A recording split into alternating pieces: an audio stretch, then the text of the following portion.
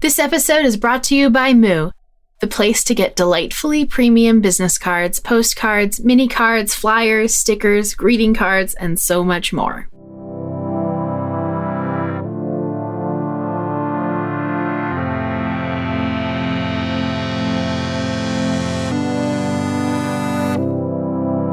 You're listening to Bare Naked Bravery, a weekly podcast hosted by me, Emily Ann Peterson. This is the place where we expose the threads of heroism that stitch together the stories we admire most. As a musician, singer-songwriter, author, teaching artist, and business owner, I encounter some really fascinating stories. Every episode you'll hear features a revealing conversation with someone who courageously pours themselves out into the world. We'll talk about fears befriended, the terrors battled, and the courage created along our stories of bravery, quiet heroism, and all-out gutsiness. We open the Pandora's box of the dream-crushing constraints we all face during significant moments of bravery. These moments of bare naked bravery are rarely censored in real life, so if you're listening with little ears nearby, please know that some episodes may contain mature language and subject matter. The questions I ask today aren't scripted because I'm just curious. What is bravery? My hope for us all is that by listening to others search for and find their bravery, we will find our own. For that is what we need most, to know that we are not alone.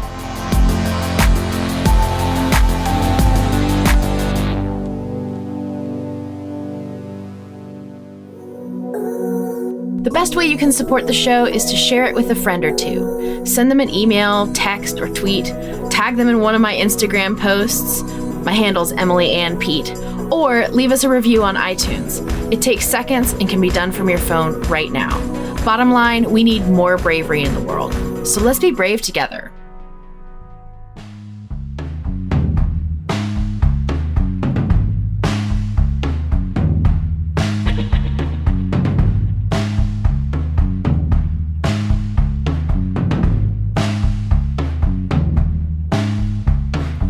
On today's show, we get to talk with Maximiliano Campos, who was born in Brazil and moved to the US when he was 12.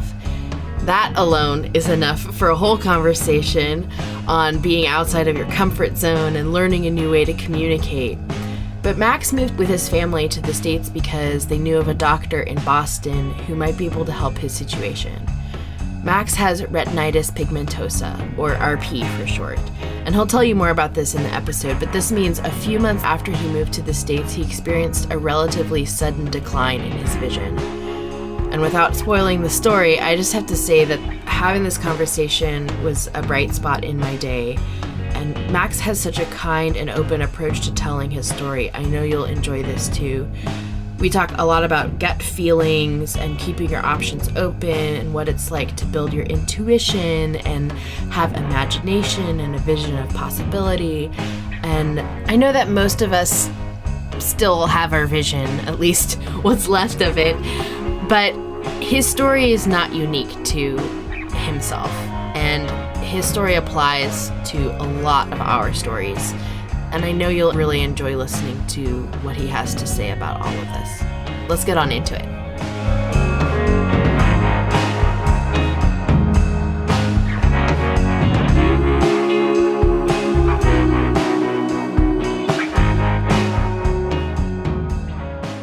Okay, we are here because we had technical difficulties on our previous call, and so you have so graciously joined us again because you have a really fascinating story to tell, and I really want to make sure that it is shared with everyone, but also just with my people especially. Can you go back a little bit to how you got to the United States and why? Of course. First, let me just say thank you for, being able to accommodate me coming back even after our little problems with the technology and stuff. Totally. Just so you guys know, Max prefers to use Skype, which is not an app that I am familiar with, especially with the recording capabilities that I have. So I know it can be done, but it was totally my fault that the record button didn't actually function like we had hoped. So I'm just glad we got to have you back here. So yeah, of course, anytime. I'm definitely happy to to do this again, and happy to be able to talk to you and to some of the listeners. Sure. So let me go back a little bit and talk a little bit about like coming to the United States. How that all came about was actually when I was, I guess even before that, I should say, I was born with a visual impairment. And when I was about 10 or so, my parents found out that I would be losing my sight eventually due to that visual impairment. And, as you can imagine, that was a that was a big shock for them, and they had no clue how to deal with that. And being originally from Brazil, we had good doctors there, but it was basically one of those things where like, well, we got you to this point with your son and there's not much else we can do. So it was basically kind of like stuck in this one spot where they told my parents, hey, your son eventually is going to lose his sight and that's it. There's not much else we can do and we can't really help you in any other way. So, my parents were struggling a lot with that. And I was struggling somewhat with that as well, as a kid, just finding out, hey, I'm going to lose my sight eventually. That's kind of crappy, Yeah. I had no clue. You got that news right when you were born. Is that what I understand? Well, I mean, we found out, I guess my parents found out that I had a visual impairment when I was really young because every time I'd go out, especially when it was during the daytime and the sun was out and everything, I would always be shielding my eyes.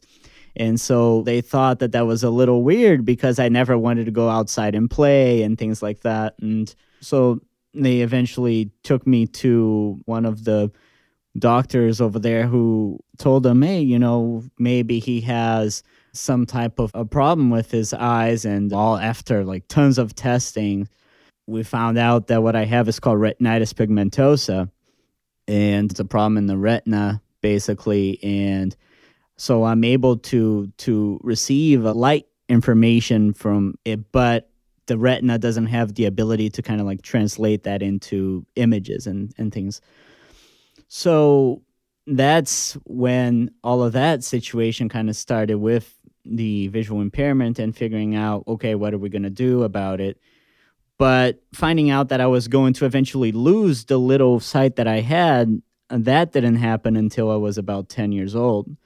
So that was the big struggle that we had at that time, was kind of figuring out what are we going to do, because it was actually a situation around that time where I was in school, and because of my sight kind of getting worse progressively, they had a meeting with my parents at the school, and I'll never forget, I was present, and they basically said, well, even though you're paying us, this is a private school, and you're paying us, and we know you want your child to be in this great school, we're not going to be able to accept them next year because we just don't have the ability to give him the accommodations that he needs, given his sight loss and everything.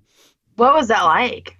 I remember being a pissed off 10-year-old, Yeah. It was one of those things I remember just being like, oh, screw this, A lot of like little things happen that now I kind of look back and, obviously as a kid, I didn't know how to respond to that. But I remember just being kind of mad, like, oh, crap, I'm going to have to be away from my friends, first of all, because I liked the school.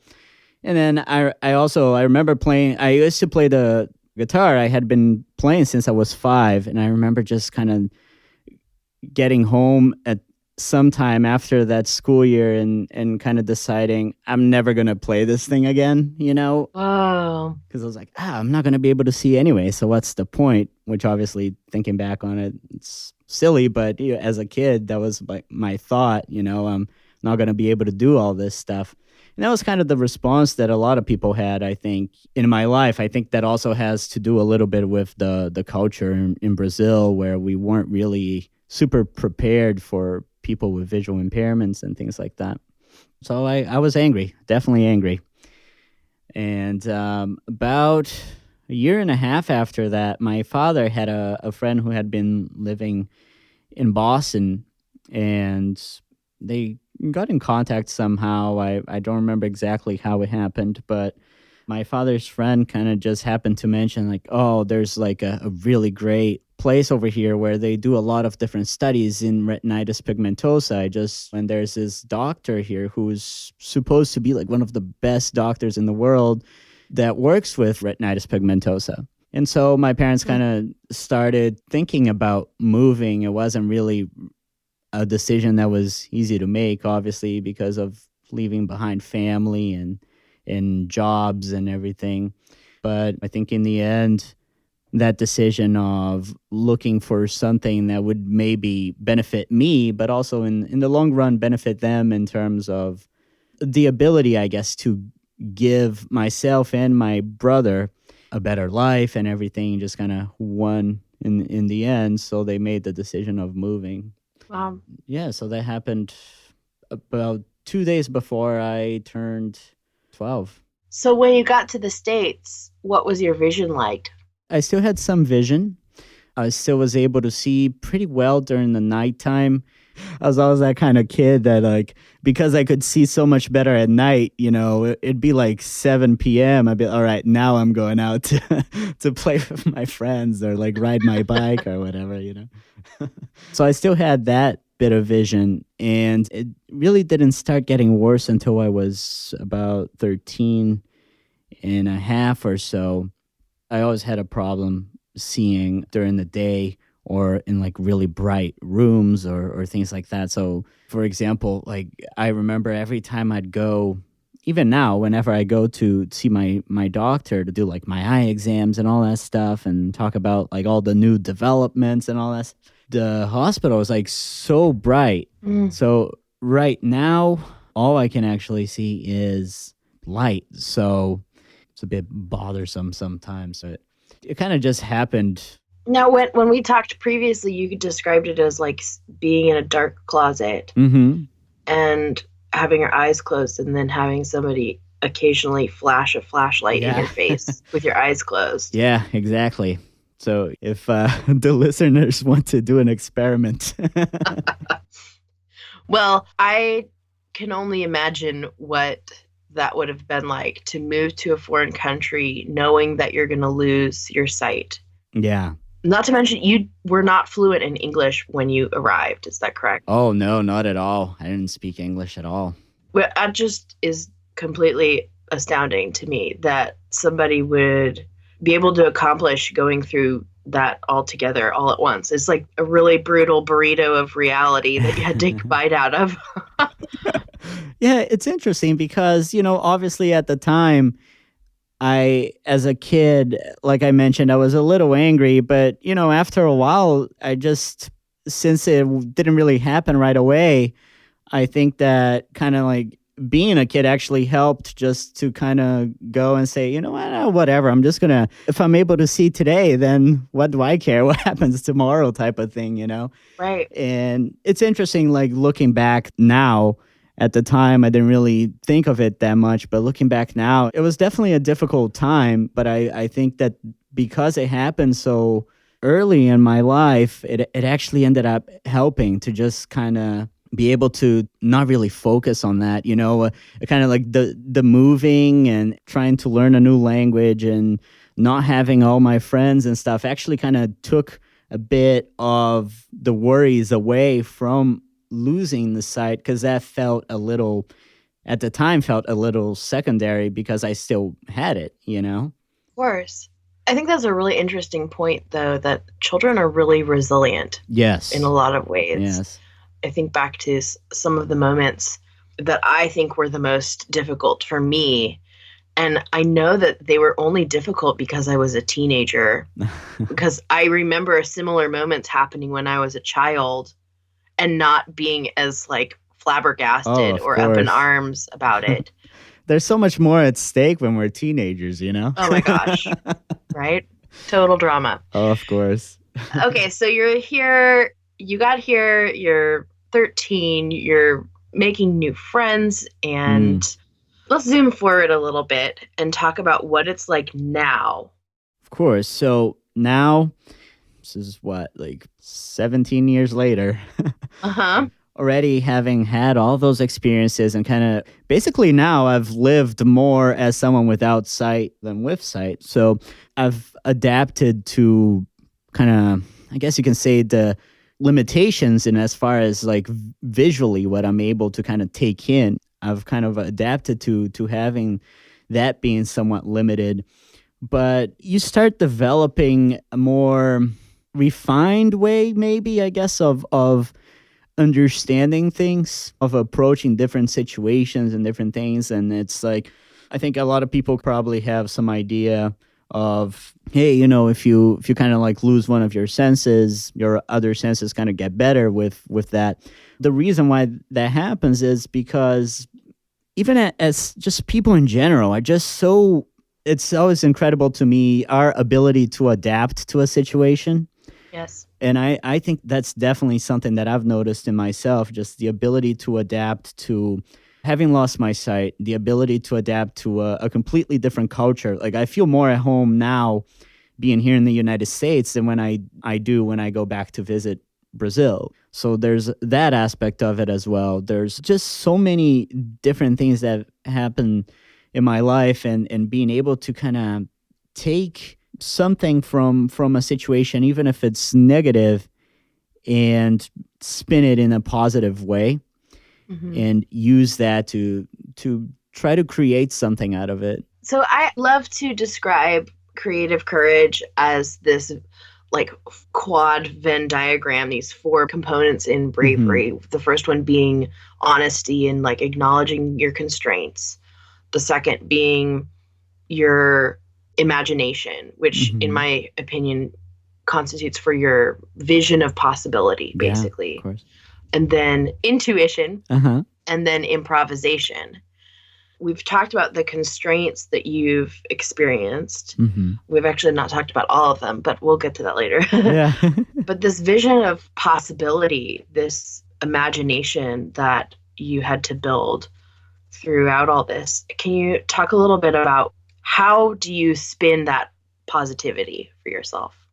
It's a pretty heavy question because it's obviously going to be a little different for me than it might be for someone else, Of course. And it's something that it's hard to say because a lot of people kind of go through similar things, but just aren't able to come up with that imagination or like that idea of possibility, like you said. Yeah. It's easy, I guess, to kind of get stuck in this circular thing that is always dragging you down because, I've had those moments as well where I'm feeling so down that everything that you do just seems like it's never really going anywhere. Pardon the language, but like you feel like shit and then you go to try to do something and it makes you feel worse because you kind of get stuck in this revolving thing, where I know. yeah, you can't see a way out. I'm aware. I mean, I think that's one of the reasons why when we see someone who is doing something brave, we admire them. Yeah, right? Definitely. Because we see that they are acting on this sense of possibility that we didn't think we had. We didn't see a way out, and then they shined a light on it, and we're like, oh, you saved us all. It's kind of funny as we're talking about it. I'm kind of like thinking about this, and something just popped into my head. It was just kind of funny. Well, I was talking about playing the guitar, and as a kid, when I found out that I was going to lose my sight, just like giving up, not being able to see past like, hey, even if I lose my sight, I'm still going to be able to kind of like play this instrument or whatever. Yeah. And later on, I actually picked up the drums, and I still play drums to this day, and I don't know, that might be like a weird comparison, but it's kind of like I got to a point where I decided that, you know what, I'm just going to kind of throw away all these fears and all these insecurities and stuff. I mean, they're still with me, like in the back of my head, but I'm just going to ignore them as much as I can, Well, I didn't think that I could see enough to play the guitar, and maybe I still have this fear of like, maybe I'm not going to be able to play the drums, but I'm going to start practicing anyways, or whatever it is. That's kind of like a very simple example of something. Could be for me even something like going to college, coming especially from a culture, like I was saying earlier, where we weren't really sure how to deal with someone who would be losing their sight. And had I stayed in Brazil, I don't know how it would have been like going to college and kind of being able to access like all the materials in school and all those things. So for me, it was really a matter of taking this situation that I was in and trying to see how am I going to make something out of all this negative stuff that's happening, all these pressures and stressors that I'm kind of like dealing with in my head, and putting them aside and still going forward. I think it's a lot about facing your limitations that really gives you the strength to be able to look at possibilities. I totally agree. Yeah, because if you're avoiding them, I don't know, it's kind of like this weird this weird feeling of someone always breathing down the back of your neck, like. Okay, I have a funny scenario that probably has happened to you, because I'm guessing I might be somebody like this, who you encounter like in the grocery store or in a dentist's office or whatever, and they are doing their best to be so politically correct that they're trying not to even acknowledge your limitations. And then it makes it even more awkward. Yeah. How often does that happen? Oh, that happens a lot. What do you do when that happens to you? I think it's kind of like, not to say that I have a ton of positive qualities, because as someone who's really insecure, it's hard for me to look at myself as having a bunch of positive qualities. We'll deal with that in the next call you have. Yeah. But I do have kind of an ability of making a situation lighter through conversation and maybe just my personality or being a very approachable person. So, usually when something like that happens, the first line of action is a joke, you like make a bit of a joke of the situation, because it kind of, to me at least, it feels like it kind of lets the person know that, yeah, I can kind of like let my guard down a little bit with this guy, Right. A lot of people kind of go through that, that type of scenario. And I think it's all in your approach to, like, if you're able to look at the scenario in a humorous way, or maybe, look at that scenario as like, hey, it happens. I'm kind of going to accept it when it happens.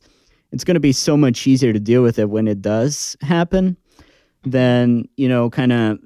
So I'm thinking of an example. Like, I know other visually impaired and blind people, and there's a big group of people who are visually impaired that have a problem with being called blind, right? So just that word sometimes for some people makes them like, oh, I don't really like it, because it's kind of like giving you a title, or it's kind of like separating you from the rest in some way, it's qualifying, I don't know, like who you are as a person. Instead of Max, you're like, oh, the blind guy, I would hear that in high school a lot, actually. Like, people just knew me as the blind guy, but I just, at some point, I just decided that, screw that, I'm just going to take it and go with it, and like, so like, I am going to be the blind guy from now on, so what, And so there's, I guess, that attitude of being able to accept who you are and being able to take those situations and kind of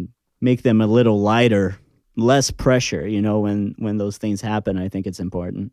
Yeah, I mean, I think that's one of the quadrants of this courage element is improvisation, and that, and humor is part of that. Yeah. You're taking all of the elements that you see on the countertop, and you're like, okay, what recipe can I make out of all of these ingredients here? Yeah, exactly. And a lot of times humor is like a go-to like buffer for awkwardness. Yeah.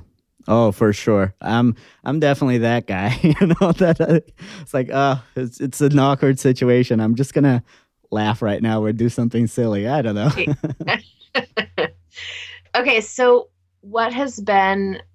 Let's talk a little bit about the intuition that the other skills that you've built in place of sight and vision. Can you describe what changed for you as you started learning these new skills? So one of the big things that changed for me is that I really started to focus on kind of sensing the energy of things a little more. And what I mean by that is like some people have like gut feelings about things. And that became a big thing for me in all sorts of situations and trying to assess different things, trusting my gut a little more and being able to understand it more and in some ways even use it more often. Yeah. My background is in clinical psychology. So for me, I feel like that kind of fit in perfectly, with that particular skill, that I kind of found myself just always really trying to focus on, okay, I'm sitting here with this person and I'm going to really listen and really open myself to what's being said or to how this person is feeling and everything. And just really connecting with that energy that's kind of all around us in a way, Mm-hmm. For me, that was definitely a change that I felt pretty early after I lost my sight.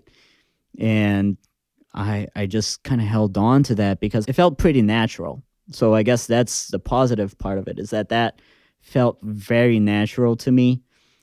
And I think that's also, it kind of goes along with what I was saying earlier too, that I'm really good at like communicating with people and kind of like making situations feel more comfortable and things like that. I think that's also a part of it, just being able to kind of sense what the energy is like in a room and take that and go with it. So that was definitely a big thing for me that happened, and I continue to try to work on to this day. Is definitely something that I feel like it's never really going to be a perfect thing, but you can always keep working at it.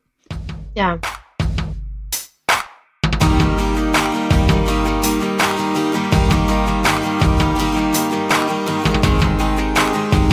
Before we get back to the conversation, I want to tell you a little bit more about today's sponsor, Moo Cards. They are the only company I've ever ordered business cards or custom printed paper goods from. In fact, if you've ever attended a concert of mine, then you've probably seen their Luxe business cards on my merchandise table after the show. Every single order I've made from Moo has been so easy and quite honestly really fun. But I'm a design nerd like that, so even if you're not a design nerd, you can select from some of their expertly designed templates, so you know you won't look like an idiot while handing somebody your flyer.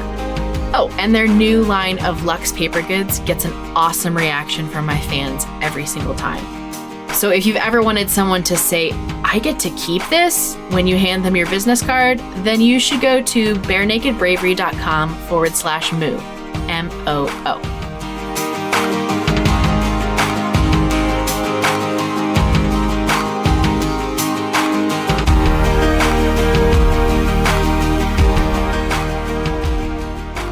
Well, I find it a really beautiful thing that your impairment in one area has actually built a strength in another area that is actually, quite honestly, a skill that a lot of clinical psychologists study for years and years and years how to do.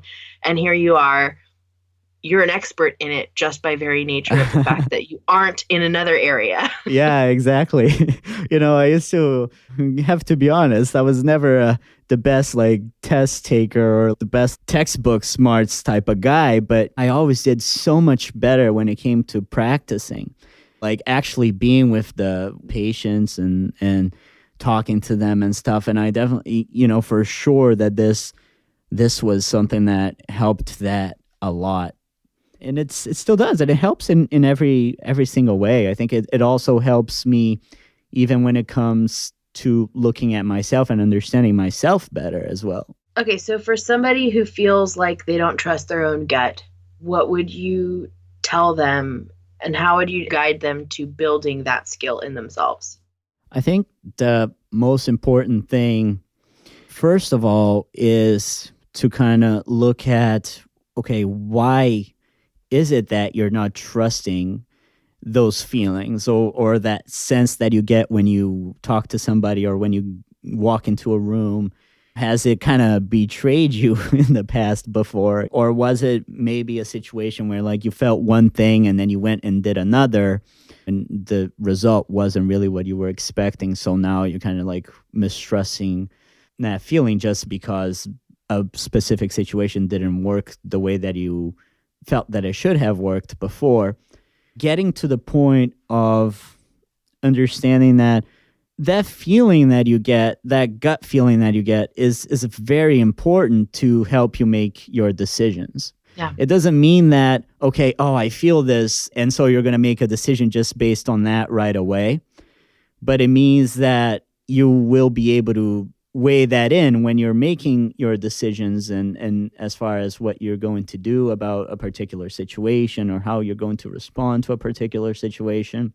I think it's just the most important aspect of it is be willing, I guess, to accept that. Be willing to accept something else. Because I think a lot of times our minds kind of get weighed down by all the options and all the things that are happening, in our thought. Like our thought process is just like so loaded with so many different things. And Yes. It's easy to kind of think, oh man, now I got to put like this one other thing into consideration, But I feel like often that gut feeling is the one that people ignore the most, but it can be also the one that will actually be the most important when it comes time to making your decision about your situation or your response to a particular situation, Trusting yourself, understanding yourself, all of that is extremely important. And it's kind of funny even for me just saying that, because I know that I can be a very insecure person, but at the same time, I'm also able to trust that gut instinct, which is kind of funny, thinking about it like that and actually talking about it out loud, because it's not something that I talk too much about out loud, and talking about it now, it kind of just gets me thinking of like, hey, you know what? It is possible to still have those doubts, but be able to connect with that energy and that feeling that you have anyway. I think some of that gut feeling is the emotion that's swimming upstream against all other logic. Yeah. Right? And Yeah. so gut feelings imply that it's not going to be the norm. Yeah. Or that it's not going to be a choice that's easily explained. Yeah. I guess you can kind of almost say that the way that our society works sometimes kind of puts a bit of a damper on like making those types of gut decisions, because of what you're just saying. Like sometimes those decisions are like the ones that are way harder to make. So as a quick example, like when I decided to get divorced, this was about going to be 4 years. Oh, wow. 4 years. So 4 years ago. Again, we'll serve that to the next call. Yeah, that's a whole different thing.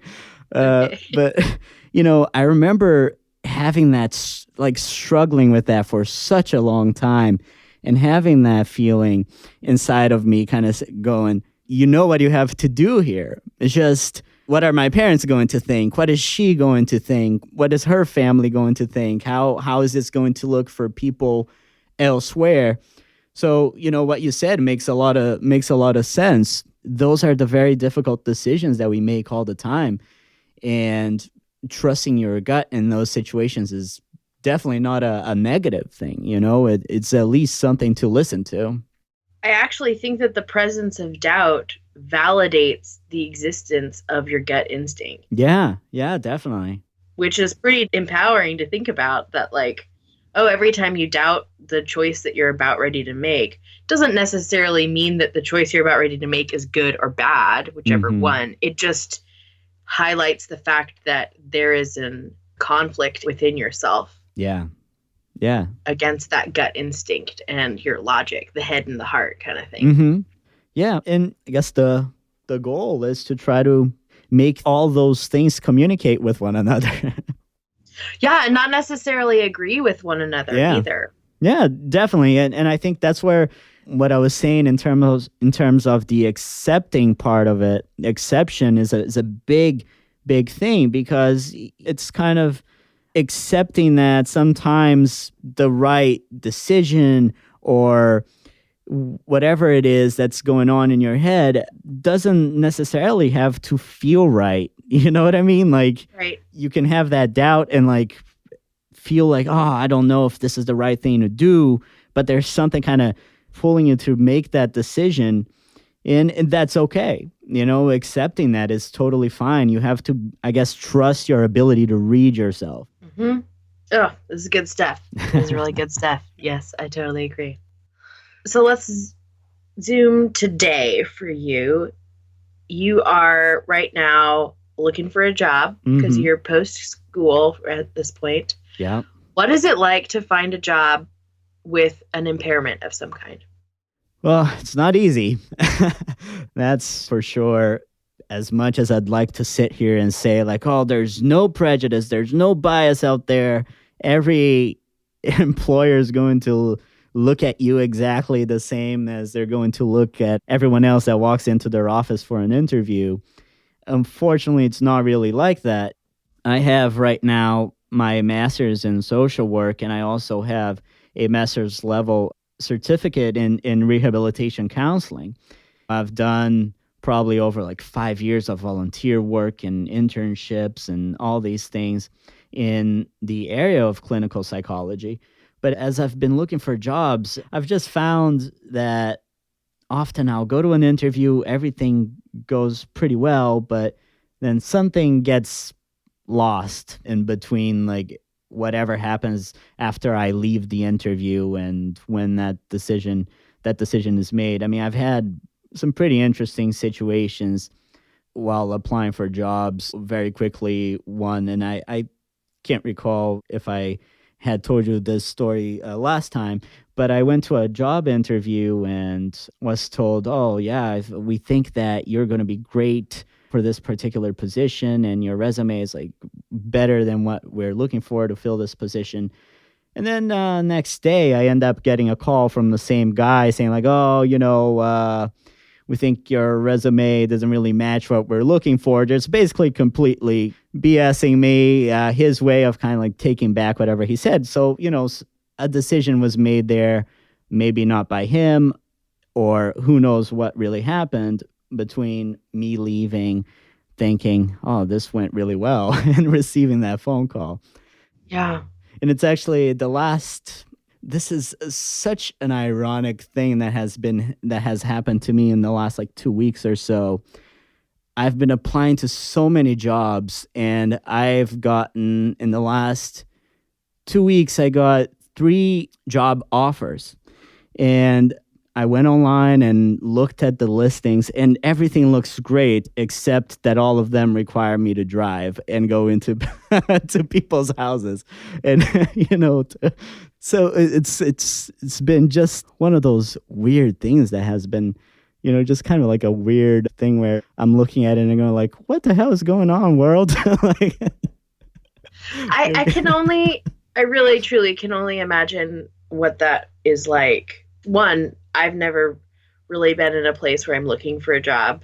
Mm-hmm. Let me clarify that first, because I'm the type of person that has never had a quote unquote real job. I've always found my jobs through, or, employment through people I know. Mm-hmm. So the sending out the applications, doing the cold interviews, that has never worked for me. Yeah. So there's that factor. The other factor is I have never had an impairment that has prohibited me from being hired for something. Yeah.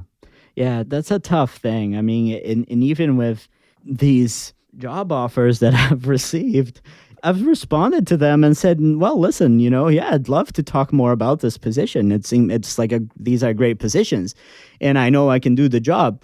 You take away the aspect of the job that requires me to drive to clients' homes, and we'll be good. But But the other thing too is like being able to keep positive with all of this stuff. Yeah. And that's really, I guess, the biggest aspect of this, because it's so easy to not feel motivated. It's so easy. I mean, just the other day, I kind of had one of those days where I was like, oh, don't feel like going online. I don't feel like sitting in like front of the computer for hours sending job applications. And you will have those days, but it's important to also understand that you have to keep yourself active and keep yourself making the best and most positive kind of like, I don't know, choices, I guess, And so for example, with me, after I had that really crappy day, I woke up and you kind of set a goal for yourself and you say, you know what? Okay, even if I just look at one job today, I'll do that. I'll try to do that at some point. You make that your goal for the day. You hold yourself accountable if you don't do that. And people can kind of do that in many different ways. I think you need to make the right choices when it comes to that, because if you let yourself fall into that feeling of being down all the time or depressed or unmotivated, it kind of goes back to what we were kind of talking about at the very beginning, this circular thing of like negativity that you're kind of like swimming in, Yeah. The more you let yourself stay in that, the harder it's going to be for you to get out. So you have to always kind of approach things in a way where you're able to tell yourself, like, you know what? I know that things aren't working out right now, but I also know that I'm putting in the effort and that I'm putting in the time and the work, and I'm doing the right things to make it happen at some point, when the time is right, whenever that is. It's not easy waiting, but it's important, I guess, to understand that you sometimes have to wait, Yeah, I agree. Okay, so let's wrap this up with one final question. Of course. Which is this. What would you tell somebody who is losing something right now and cannot control the rate at which they are losing it? All right, that's a great question. I would say that with every moment that goes by and you're trying to hold on so bad to whatever it is that you're losing, those feelings are important. It's okay to do that, because it's much like in any other situation where, like, let's say, for example, death in the family, and this could actually, obviously it can apply as well. Trying to hold on, it's okay, because you want to have that memory, you want to have that understanding of what it was like to have, in a case of someone passing away, for example, with me last year when I had to put down my guide dog, for example. That was that was something that I remember the last few weeks just kind of trying to hold on really bad. And that's totally fine. That's okay, because you do need those experiences, and you need to get to a point where your understanding kind of shifts from, I don't know what I'm going to do once I don't have X, to once that happens, this is what I'm going to have to do to kind of like be able to live my life the same way that I'm living now. So, for example, with the guide dog example, for me, it was kind of like the struggle of like, well, I'm going to have to go back to using my cane. And unfortunately, depending on pretty crappy ride services, or whatever it is.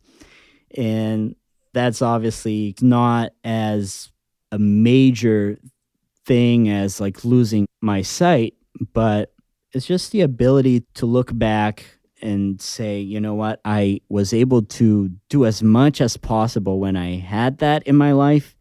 And now I'm going to do just as much or more, or I'm going to work just as hard to achieve whatever it is that I want for myself, even without it. And understanding that there are ways to do that. I think the biggest problem when people who are kind of dealing with loss of whatever it is just that feeling of, what am I going to do without this? And understanding that there's so many alternatives and so many different ways to get things done. It's so important.